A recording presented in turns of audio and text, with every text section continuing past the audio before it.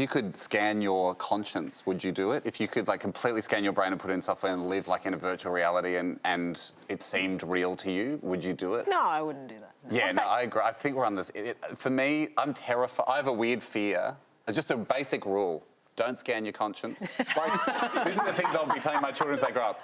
Like, this is like, you know, our generation's no smoking. Don't scan your conscience. So it can exist in software because it could exist in there forever, and that could be literal hell. Like, you can't die and you could be trapped in it. Like, what if a virus got into it and you're just in constant pain for eternity? Don't scan your body. Don't swap bodies. If you have the ability to scan your conscience and swap it with someone, don't do that.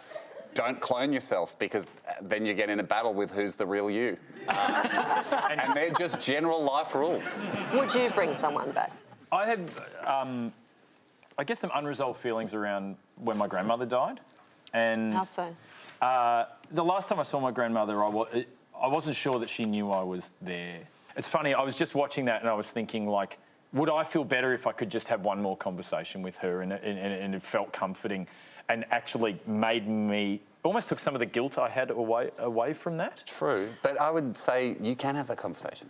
Seance. Well, you can just... Yeah, for $49.95. But you can have that conversation. We can all have that conversation. We don't want to go super deep on it because there's no difference to you talking to a bunch of pixels than right now. Hamish, if your wife asked you to create a deep fake of yourself just in case you should happen tragically to kick the bucket, would Sounds you... like she's planning something. Would you agree? Well, I don't think I would, based on my fundamental rules of don't scan your consciousness. I don't think I would because, like, for the same reasons we're talking about now. I mean, if it was, okay, because it will help, you know, the kids or whatever. Or if she asked you to record a bunch of dirty talk as well so that other aspects of your relationship could keep on trucking. No, because I think that would hold her back. That's not doing her any favours if I'm gone. To be like, oh, yeah, no, it's weird. Every night when I go to bed, I've got to listen to 10 minutes of my dead husband trying to arouse me.